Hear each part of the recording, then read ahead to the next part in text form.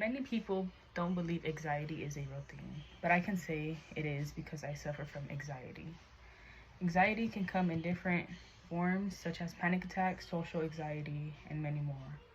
It can be caused by stressful situations and can be caused by anything and interfere with your daily living.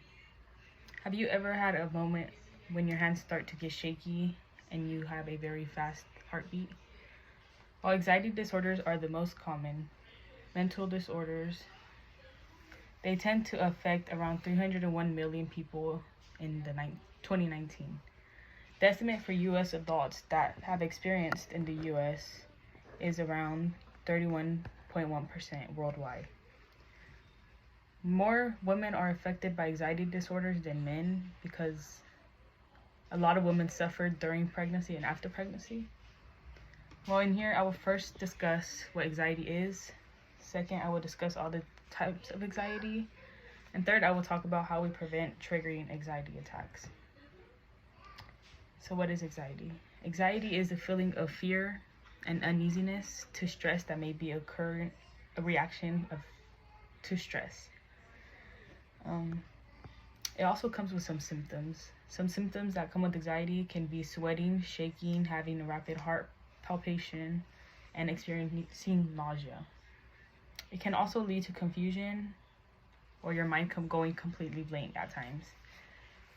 Now that I have discussed what anxiety is, as well as the symptoms, I will talk about the different types of anxiety. Anxiety can come in all types of different ways. You can have different type of anxieties and they can all be triggered in different various types of ways.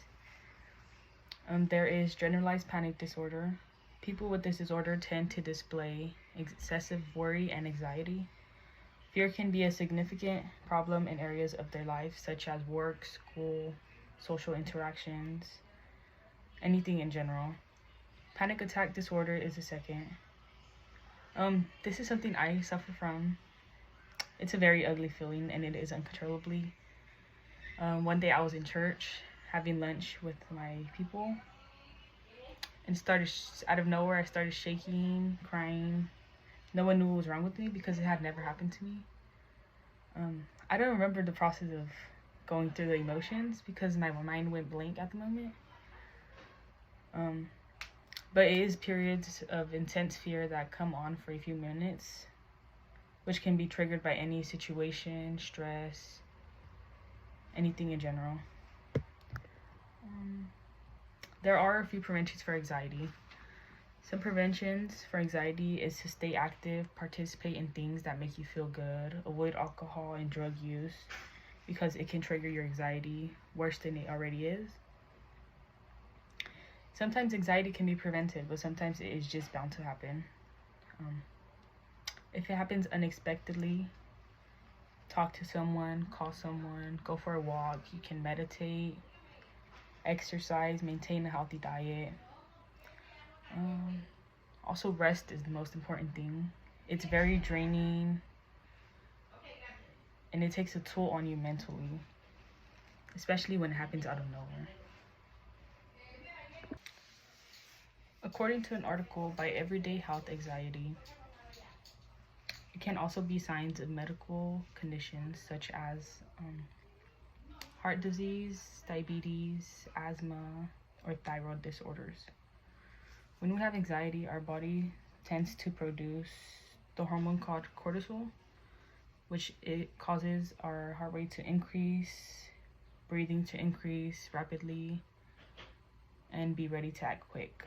But when we feel anxious, our bodies produce too much cortisol. That can make us feel tired and exhausted. Anxiety can creep up wherever, whenever, and however it wants to.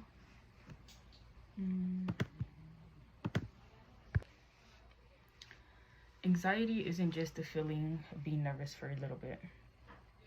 It comes in many forms: panic attacks, generalized panic disorders, and many more. Anxiety can become normal in situations, but it can also become a disease when people's feelings become excessively overwhelmed and interfere with their daily livings, such as not being able to go to school because of their anxiety, go to work, hang out with their friends or not being able to do anything just because it has taken over their how they feel. So if you are a person that struggles from anxiety and you need to seek help, there's a lot of therapists, people, programs that can help you. Talk to the people around you, because a lot of people tend to go through anxiety, but instead of talking about how they feel, what they're going through, they isolate them to themselves because of the anxiety. It gets in their way. They can have social anxiety and won't talk about their feelings